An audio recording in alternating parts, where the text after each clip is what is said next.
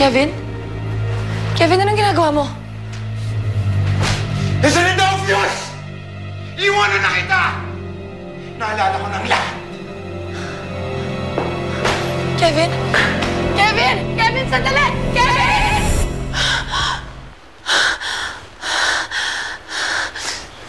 Kevin?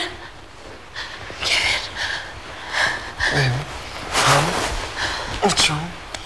What's wrong? Huh? What's wrong?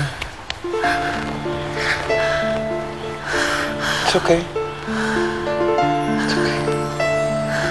A bad dream? It's okay. I love you. I love you too. It's okay. It's okay. Bakit ganon? Gusto ko nang kalimutan ng lahat pero hindi pa rin maalis sa isip ko na tumigil ka nang mahalin ako, Kevin.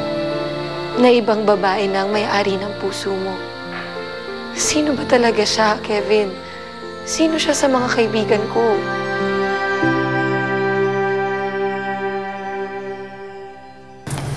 So, now that Kevin's awake, bakit hindi pa natin sabihin sa kanya yung totoo? Pero Dina, you heard what Lucci said. Walang natatandaan si Kevin.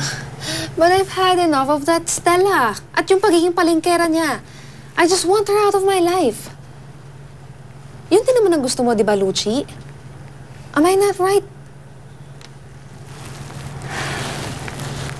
Lucci, bakit hindi ka nagsasalita? Why don't you defend your case?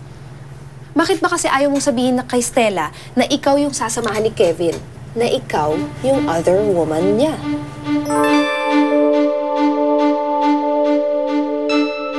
Eat your sandwich, huh? Don't use your hands. Use your fork and spoon, and then you remember to put this on your lap, huh? Honey. Okay. Oh, nagkakamay ka na naman. Alam mo naman, ayoko kinakamay yung pagkain, di ba? Pasensya na. Gusto lang naman kitang pagsilbihan eh. Alam ko.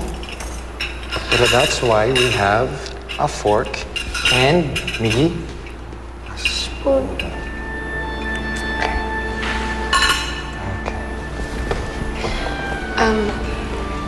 Naisip ko nga pala, malalaki naman yung mga anak natin.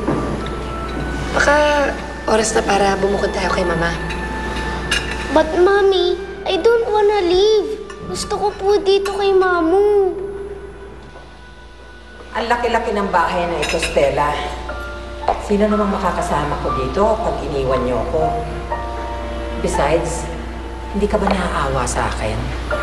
Ilalayo mo ako sa kaisa-isa kong anak at sa mga apo ko. Tama si Ma. Ba't pa tayo bibili ng bahay when we're very welcome here, right, Mom? That's right. And you know how much I love you and I love the kids. It's decided then, hindi kayo lilipat.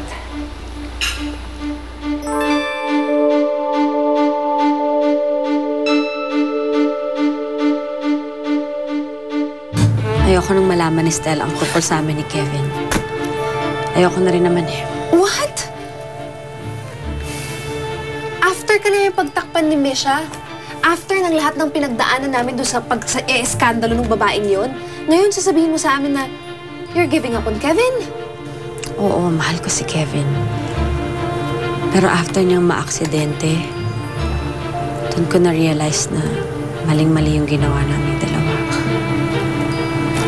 Noon mo pa pala alam. Bakit mo ngayon mo lang sinabi sa amin?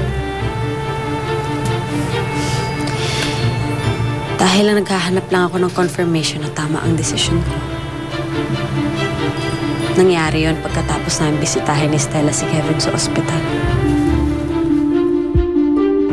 Wala akong ibang babae. Ikaw lang ang minahal ko pagkatapos namin mag-break ni Dina. Pinaglaban ko yung pagmamahalan natin. Pinakasalan kita. Dahil nagdesisyon ako na ikaw yung huling babaeng mamahalin ko.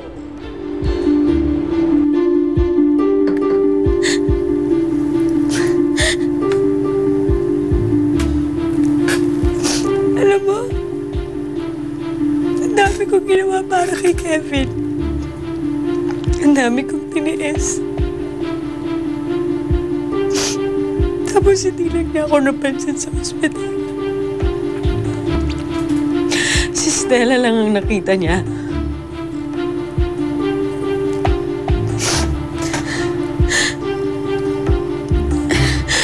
Nakalimutan niya na dapat akong mahal niya ngayon eh.